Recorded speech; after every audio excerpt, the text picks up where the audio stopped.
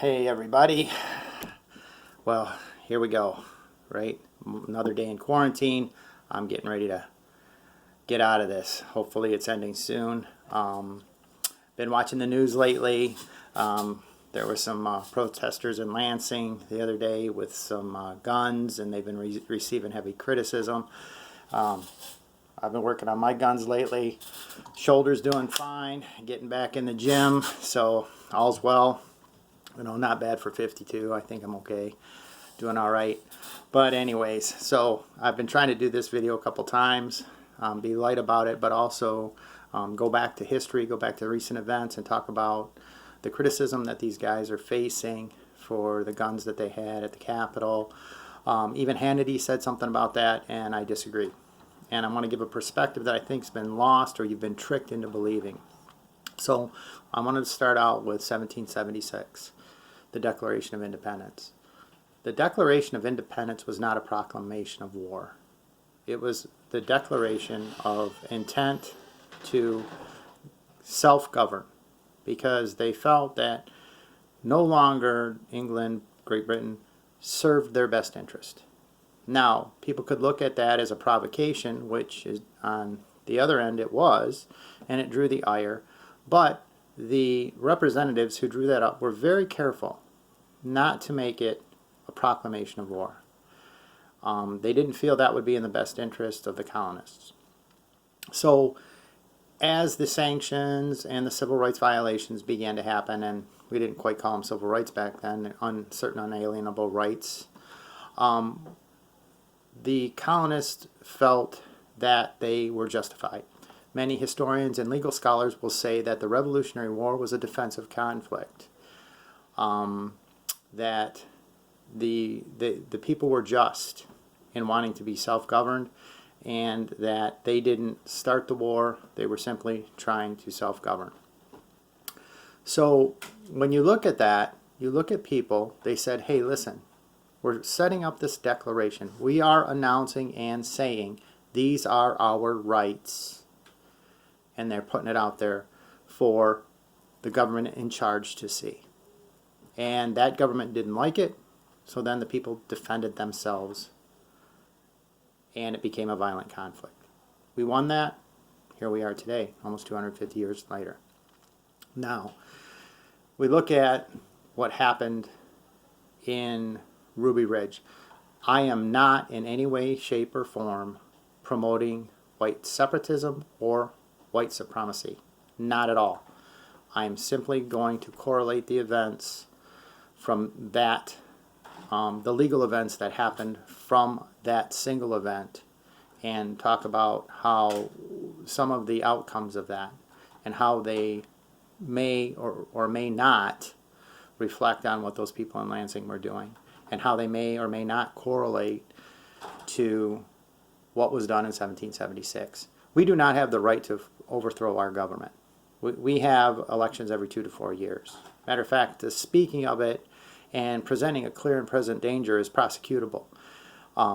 So if you were to create a group with the whole idea of overthrowing the government, you're probably going to prison. So I'm not advocating that either. So let's make very clear, I'm not advocating overthrowing the government, and I'm not advocating white supremacy or white separatism. Okay?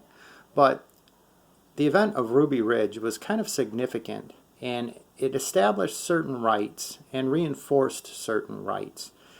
In that conflict, a U.S. Marshal died, lost his life, was killed by, I believe, Randy Weaver's best friend in an exchange of gunfire. No one was prosecuted for that. As a matter of fact, of all the people on the Weaver side, only Randy Weaver faced a small criminal charge for not showing up to court. Everyone else was exonerated. But on the federal government side, the U.S. Marshal's death went unprosecuted. An FBI agent was prosecuted for covering up information and spent 18 months in prison. After several go-arounds in the federal court system, the sniper that killed Randy Weaver's wife was deemed liable and could be charged with manslaughter for pulling that trigger. It was deemed that Randy's best friend was fleeing, and when he pulled that trigger for that second shot, and killed that woman, that was a violation, and he could be held criminally accountable. He was never charged. They decided to drop the charges after that. But they had been pursuing them, and in the end, a panel of federal judges decided that he could be charged. So, and then, of course, there was the civil liability for the federal government, which resulted in millions of dollars, let alone the loss of confidence, and it has just stemmed into anti-government movements.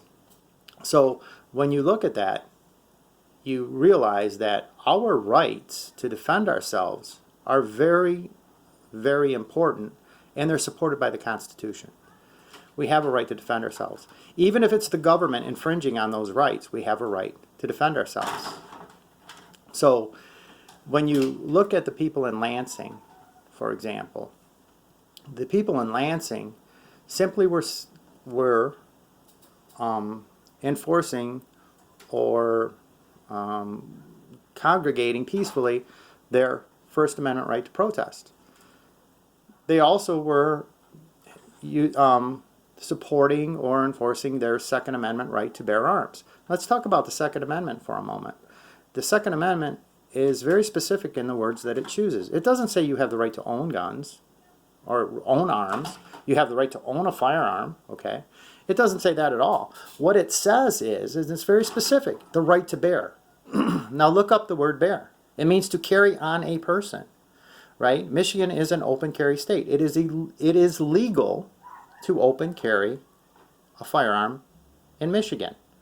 So if I am peacefully protesting and I'm carrying a firearm, right, in plain view, then I'm obeying the laws. I am completely and totally legal. But what it does do, it does the same thing as our colonists did, our forefathers did in 1776. It says, listen, these are my rights, period, and I will defend them. Just as what was legally ended up being legally supported, and again, Ruby Ridge was a horrible loss of life. It was a terrible incident for everyone involved. I don't advocate violence. We have elections every 2 to 4 years to overthrow the government legally, right? So, but what it did do was reinforce the rights that the government reinforce our rights that the government doesn't have the right to, just blatantly infringe on those, blatantly come on your property armed and threaten you and your family, or even fire upon you without being responsible for pulling that trigger. So those protesters in Lansing that were carrying arms, I kind of applaud them because it really upped the ante. What people don't realize is the Lansing mayor was threatening to do whatever it takes to break up the protests and not allow them to happen. He had talked about recruiting sheriff's office from other areas, other cities. I think he even maybe mentioned bringing in the National Guard. What those people did is they said, listen, I can legally carry a firearm. I'm going to do it. And I'm going to legally, peacefully protest. Now, if you want to come at me forcibly, like they did on Ruby Ridge or like Great Britain, England did, then you go ahead. But you, just as England, Great Britain, it was considered a defense of the Revolutionary War, it was considered a defensive action. At that point, what happened in Lansing, or what could have happened, could have been a defensive conflict. It would have been political suicide for Whitmer. It would have been political suicide for the mayor of Lansing. Now, if no one was there armed, then why couldn't they have just done what was done in California? Police on horseback started pushing into the protesters, forcing them back, breaking up the protest, essentially robbing them of their First Amendment right to peacefully protest. Right? Now, there's an aggressive action. Police force saying, well, we've decided you don't have the right to protest, so we're going to forcibly break it up and take away your rights. Now, I don't advocate violence. I don't think violence is necessary. Unless, of course, the government wants to go there. I mean, we have the right to defend ourselves. That is a guaranteed right. We have the right to defend ourselves. I don't think what they did by having those guns did anything but ensure that they would be able to protest. I think them having guns ensured that they would be able to continue the protest without intervention from the government. Because I also believe that had Whitmer or the mayor of Lansing forced the issue, I don't know that the police would have even wanted anything to do with that. Because even if the police pulled the trigger, they're liable for every round they squeeze off. Who in the police force wants to be prosecuted? They're good guys, most of them. I support the police, Tunnel to Towers, FOP, donate all the time. So I don't think they want to be involved in any of that. So what I seen yesterday was, to me, a patriotic thing. A patriotic action that I believe has been lost, or we've been tricked into believing we shouldn't do because it's politically correct, right? We can only be politically correct for so long, and then we don't have any rights because political correctness will be used constantly to take away our rights. So again, this is my perspective. Feel free to read up on history.